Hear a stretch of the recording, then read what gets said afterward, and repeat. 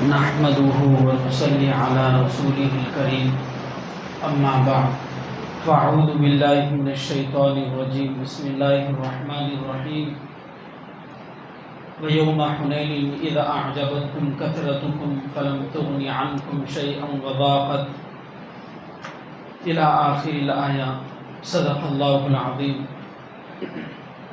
عزیز طلباء، کئی ہفتوں سے آپ حضرات کے سامنے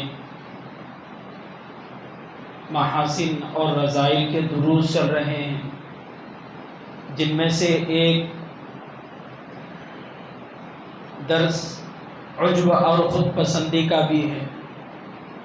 محاسن سے آدمی کی ترقی ہوتی ہے، اللہ سے قرب بڑھتا ہے، اور رذائل سے آدمی اللہ سے اتنا ہی کٹتے چلے جاتا ہے، شیطان کے آدمی قریب ہو جاتا ہے۔ رذائل میں سے ایک عجب بھی ہے۔ عجب کسے کہتے ہیں؟ اپنے آپ کو اچھا سمجھنا، خود بینی، خود نمائی، خوش فہمی، یہ سارے معنی اس کے آتے ہیں۔ یہ ایک مذموم اور ناپسندیدہ صفت ہے، کبیرہ گناہوں میں سے ہیں، جو بغیر توبہ کے معاف نہیں ہوتا ہے۔ مبتلا بھی شخص، جو بھی آدمی عجب کے اندر، خود پسندی کے اندر مبتلا ہوتا ہے، تو وہ حق بات سامنے آنے کے باوجود بھی انکار کر دیتا ہے۔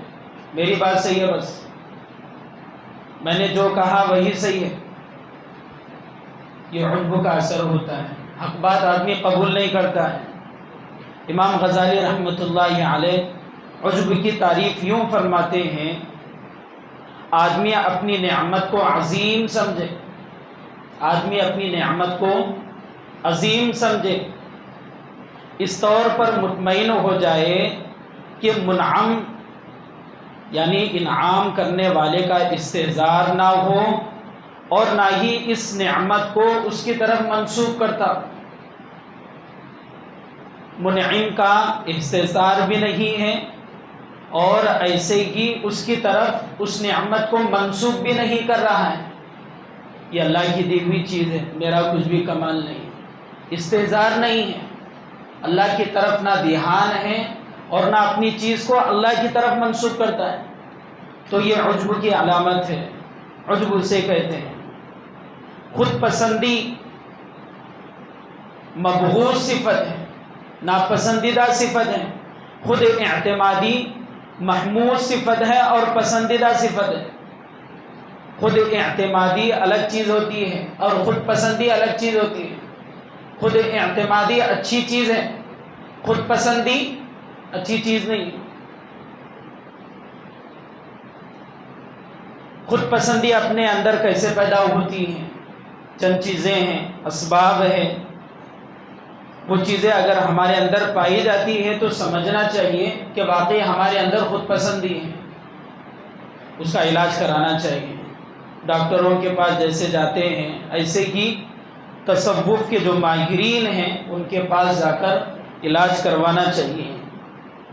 ایک ہمارے اندر عجب پیدا ہوتا ہے، ایک سبب یہ ہے حسن صورت، میں اچھا ہوں، میں اسمارٹ ہوں، میں سب سے جسم میں بہت اچھا محسوس اپنے آپ کو کرتا ہوں، سارے طلباء میں اچھا ہوں۔ چہرے کے اعتبار سے، جسم کے اعتبار سے علاج کرانا چاہیے۔ یہ جسم جیسا بھی ہے، یہ جسم جیسا بھی خوبصورت ہے، چہرہ میرا کتنا بھی اچھا ہے، لیکن نبی سے تو اچھا نہیں ہے۔ حضرت یوسف علیہ السلام کے سامنے میرا چہرہ کچھ بھی نہیں ہے۔ اس دنیا نے کتنے حسین چہروں کے اوپر قبر کے اندر مٹی ڈالے ہیں، آج نے کل میرے اس حسین چہرے پر بھی مٹی گرے گی، ایسا سوچنا چاہیے۔ یہ عجب کا علاج ہے۔ دوسرا، طاقت و قوت۔ آدمی اپنے آپ کو سمجھتا ہے میرے پاس طاقت زیادہ ہے، میں ہی سب کچھ کر سکتا ہوں، میرے پاس پاور ہے، ایک فون کریں گے تو بڑے بڑے کام آسانی سے حل ہو جائیں۔ سوچنا چاہیے آج طاقت ہے کل نہیں، آج جوانی ہے 10 کلو اٹھا رہا ہے، عجب کر رہا ہے، کل بڑھاپا آ جائے گا تو 1 کلو بھی اٹھانا مشکل ہو جائے گا، چلنا بھی مشکل ہو جائے گا۔ تو اس بڑھاپے کو یاد کرتے ہوئے اپنی اس طاقت کا صحیح استعمال کرنا چاہیے۔ آدمی غرور میں آ جاتا ہے، اپنی طاقت دکھانے لگ جاتا ہے، میں ہی کر سکتا ہوں، مجھے ہی آستین چڑھانے آتی ہے۔ غلط بات ہے، اس کا علاج کرانا چاہیے۔ تیسری بات جو سبب ہے، عقل اور دانائی۔ میں ذہین ہوں، مجھے پڑھنے آتا، استاد ایک مرتبہ جو سبق پڑھا دی وہ بہو نقل کر سکتا ہوں، من و عن تک راہ کرا سکتا ہوں، اچھی بات ہے، لیکن کہیں ایسا نہ ہو کہ یہ میرا عقل، میری عقل اور میرا یہ ذہن کہیں عجب کی طرف تو نہیں لے کر جانا۔ سوچنا چاہیے، آج دماغ اچھا ہے کل اچھا نہیں رہے گا، آج دماغ میں ساری چیزیں محفوظ ہے کل نہیں رہے گی۔ اور دوسروں کو دیکھ کر اللہ کا شکر ادا کرنا چاہیے کہ اللہ نے میری دماغ کے رگوں کو صحیح رکھا ہے، اللہ نے مجھے اپنی کلاس میں سب سے اچھا ذہین بنایا ہے، شکر ادا کرنا چاہیے۔ ذہن تھوڑا سا کمزور ہو، اگر رگ تھوڑی سی چھوٹی آ جائے تو آدمی کو احساس ہوگا، تو ان لوگوں کو دیکھ کر اپنے اندر شکر گزاری کا جذبہ پیدا کرنا چاہیے، ان خبیث بچوں کو دیکھ کر اپنے اندر شکر گزاری کا مادہ پیدا کرنا چاہیے۔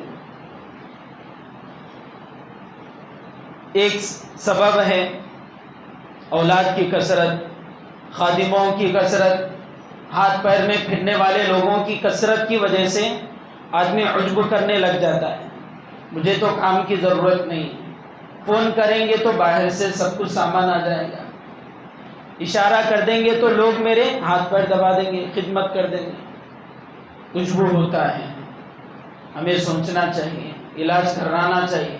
جیسے میں دنیا کے اندر ماں کے پیٹ سے اکیلا آیا ہوں، ایسے ہی قبر کے پیٹ میں بھی مجھے اکیلا جانا ہے، کوئی میرے ساتھ نہیں آئیں گے، نہ یہ دنیا کی دولت، نہ یہ دنیا کی اولاد، نہ یہ دنیا کے خادم، کوئی بھی ساتھ آنے والے نہیں۔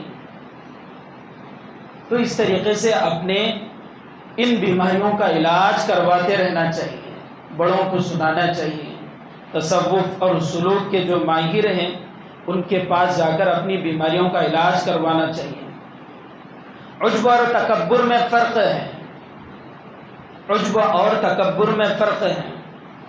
تکبر کہتے ہیں اپنے آپ کو اچھا سمجھنا اور دوسروں کو حقیر سمجھنا، اس کے معنی یہ آتے ہیں، اپنے آپ کو اچھا سمجھنا اور دوسروں کو حقیر سمجھنا، یہ تکبر کہلاتا ہے۔ عجب اپنے آپ کو اچھا سمجھنا، دوسرے کیسے بھی ہو میں اچھا ہوں بس کافی ہے، دوسروں کے مقابلے میں اپنے کو اچھا سمجھنا یہ تکبر ہے، اور اپنے آپ کو اچھا سمجھنا یہ عجب ہے۔ اور یہ بھی سمجھنا چاہیے جو متکبر ہوتا ہے، جو تکبر کرنے والا ہوتا ہے، وہ عجب کے اندر ضرور مبتلا ہوتا ہے۔ جو متکبر ہوتا ہے، تکبر کرنے والا ہوتا ہے، وہ ضرور عجب کے اندر مبتلا ہوتا ہے، چونکہ تکبر کے اندر ہی عجب آیا ہوا ہے۔ جب آدمی اپنے آپ کو دوسروں سے اچھا سمجھے گا تو اپنی جگہ پر بھی وہ اپنے آپ کو اچھا سمجھتے رہے گا، تو اس طریقے سے وہ تکبر عجب خود بخود پیدا کر دیتا ہے۔ لیکن اس کے برعکس کسی کے اندر صرف عجب ہے، اپنے آپ کو اچھا سمجھتا ہے، تو دوسروں کے تعلق سے وہ برا نہیں سوچتا ہے، دوسروں کو وہ حقیر نہیں سمجھتا ہے۔ تو جس کے اندر صرف عجب ہے تکبر نہیں آ سکتا، اور جس کے اندر تکبر ہے عجب ضرور آئے گا۔ تو یہ دو فرق ہیں۔ قرآن پاک کی ایک آیت ہے جو شروع میں پڑھی گئی، یوم حنین اذ اعجبتکم کثرتکم۔ صحابہ اکرام جب فتح مکہ ہوا تھا، اس کے بعد حنین کے مقام پر مقابلے کے لیے گئے، تو صحابہ اکرام کی اس وقت بہت زیادہ تعداد تھی۔ ایک تو مدینہ منورہ سے آنے والی لشکر، اور ایسے ہی مدینہ میں جتنے لوگ مسلمان ہوئے ان میں سے اکثر حنین کے موقع پر تشریف لے گئے تھے، غزوہ حنین کے موقع پر تشریف لے گئے تھے۔ صحابہ اکرام اس وقت بظاہر بہت زیادہ تھے، تعداد کے اعتبار سے کافی تھے۔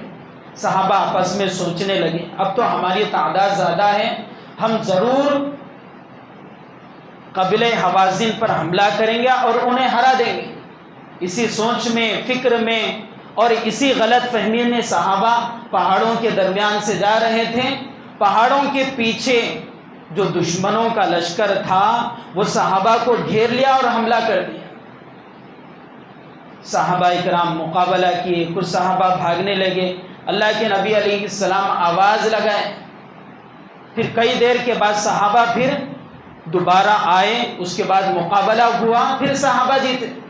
بظاہر تھوڑی دیر کے لیے جو شکست ہوئی وہ اسی صفت کی وجہ سے ہوئی، اپنے دل کے اندر خوش فہمی پیدا کرنے کی وجہ سے ہوئی۔ تو اس لیے اپنے آپ کو بچانا چاہیے۔